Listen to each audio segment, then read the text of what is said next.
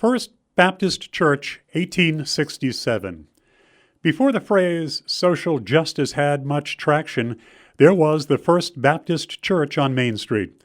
It was consecrated in 1870 after more than 2 years of construction, and the congregation was born in a fire of controversy and struggle. In 1840, an itinerant revivalist minister named Emerson Andrews came to Brattleboro and preached a series of sermons that challenged the status quo. At the time, the town was dominated by English-descended Congregationalist residents who owned many of the influential businesses and properties in the community. Andrews' revivalist message was that current society was unjust. Individuals needed to admit shortcomings and recommit to a truer interpretation of the social teachings of the Bible. Life should not be a patchwork garment constructed of good and bad deeds. People needed to shred their old clothes filled with sins against their neighbors, put on new clothing filled with the teachings of the New Testament. They should embrace the great change coming to all who are willing to begin anew through the symbolism of baptism. Emerson Andrews' message struck a chord with many. During that first year, 87 people became members of the Baptist congregation.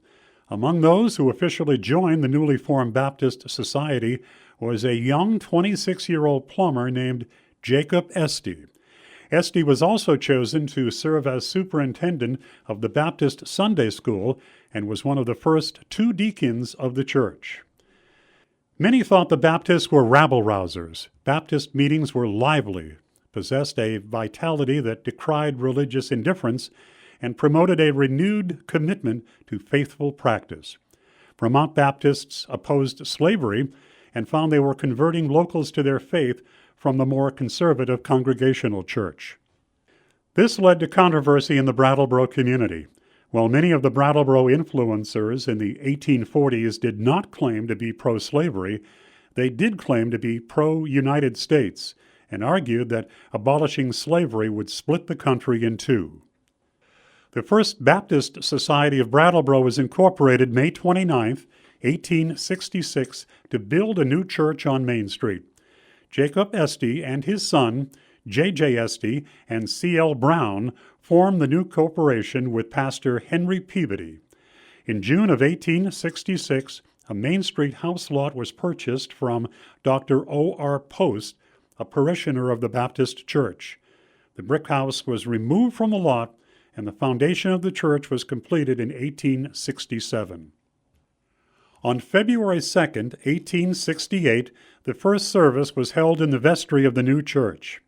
The upper part of the building had not been completed yet, but the congregation moved into the new facility. In 1870, the new Gothic-inspired Main Street church was completed. It was reported to be the grandest church in all of southern Vermont. The growth of the Baptist congregation seemed to parallel the success of the Estey family. The new church construction cost $50,000 and had Vermont's largest church bell in its tower. Seating capacity in the church was 425 people. The congregation grew to over 700 people. The Esteys were not the only influential family associated with the church. George Brooks of the Brooks House and Brooks Library was very involved in the local Baptist congregation. Brooks liked to keep his contributions secret, and it wasn't until a look at the old church financial records that Brooks' generous contributions were discovered. Jacob Estey supported efforts to spread the Baptist faith to Hinsdale, New Hampshire, and Putney, Vermont. Estey, along with other parishioners, helped the Baptist churches in both communities get established. In 1872, Jacob Estey, Levi Fuller, his son-in-law, and J.J. Estey, his son, purchased and repaired the old Universalist brick church in West Brattleboro that was built in 1835. The building became the West Brattleboro Baptist Church, and it continues today. In 1873, as part of further Baptist outreach work, Jacob Estey donated to the oldest historically black college in the United States, Shaw University. It was the first institution of higher learning established for freedmen after the Civil War. The North Carolina school also became the first historically black college to admit women. The first building ever erected in the United States to educate African American women was named after Estey, as he was the largest donor. The building survives as Estey Hall. Major renovations and additions to the Main Street Church happened in 1889. Two large front entry towers, or wings, and a three-story section in the rear of the building introduced a new chapel and improved space for Bible classes and social gatherings. A beautiful Tiffany window was given to the church by the Estey children in memory of their parents, Jacob and Desramona Estey. The remodeling project cost $28,000 and dramatically changed the appearance and function of the building. An Estey pipe organ was donated to the church in 1906 by grandchildren of Jacob and Desdemona Estey. Through the years, the Baptists have continued their work for social justice. One of the latest manifestations was a seasonal overflow shelter for the homeless. By 2016, the Baptist congregation had become much smaller.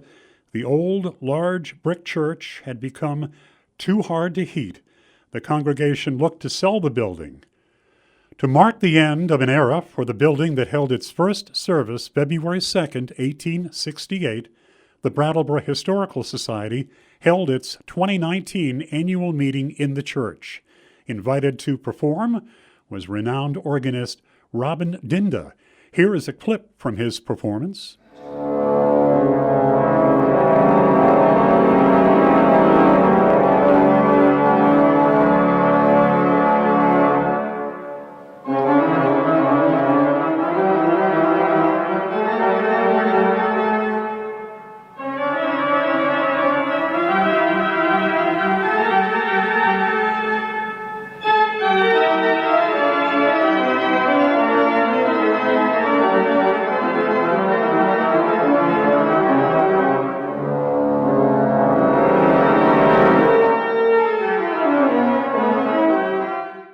To this, you are standing on the approximate spot from which the 1931 Brattleboro High School Alumni Parade was filmed.